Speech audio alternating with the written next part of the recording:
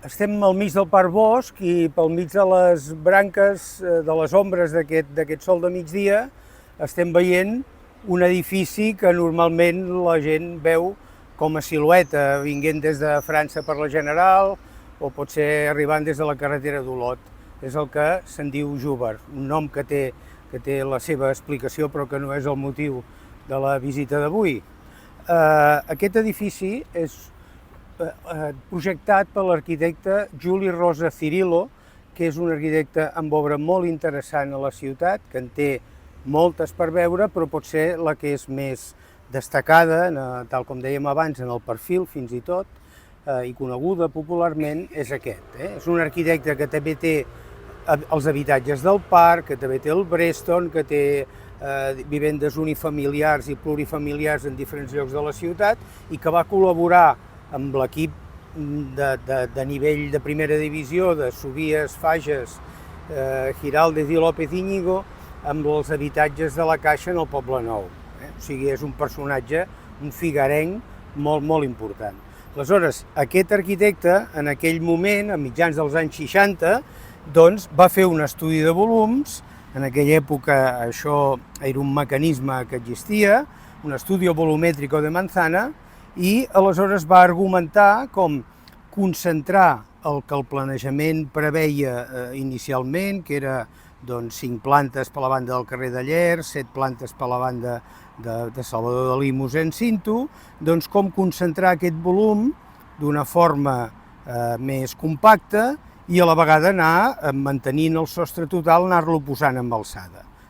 Això pot tenir una lectura especuladora, és a dir, és un producte immobiliari de més valor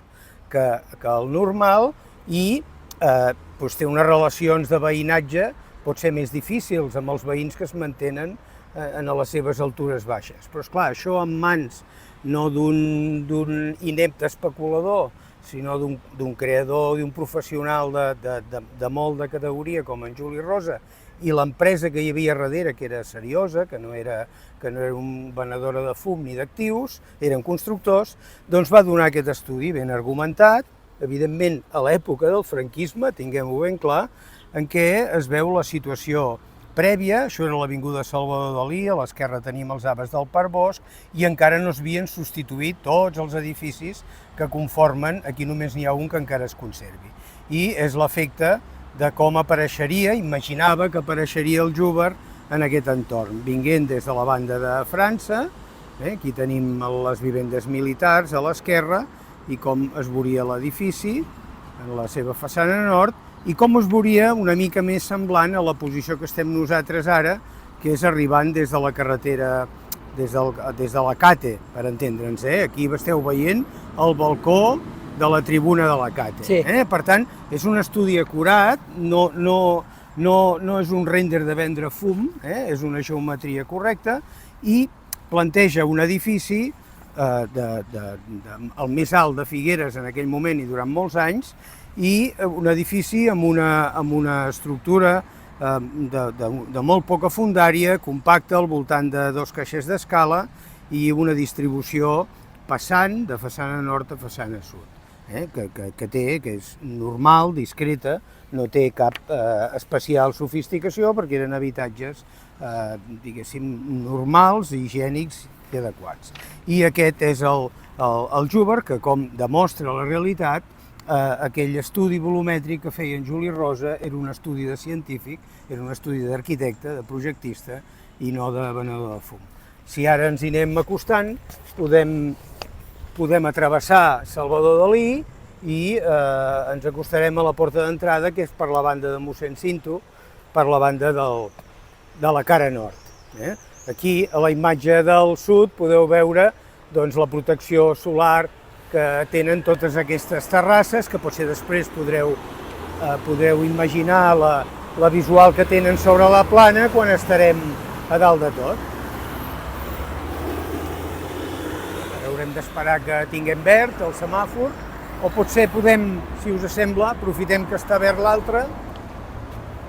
i així travessarem per Mossèn Cinto.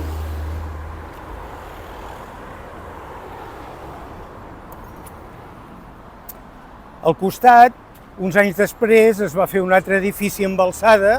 i precisament serveix com a prova del cotó. Aquest volum doncs, no té ni de lluny, el dit a Talaia, la qualitat, diguéssim, ni la qualitat plàstica ni la qualitat d'espai urbà que proporciona el Schubert.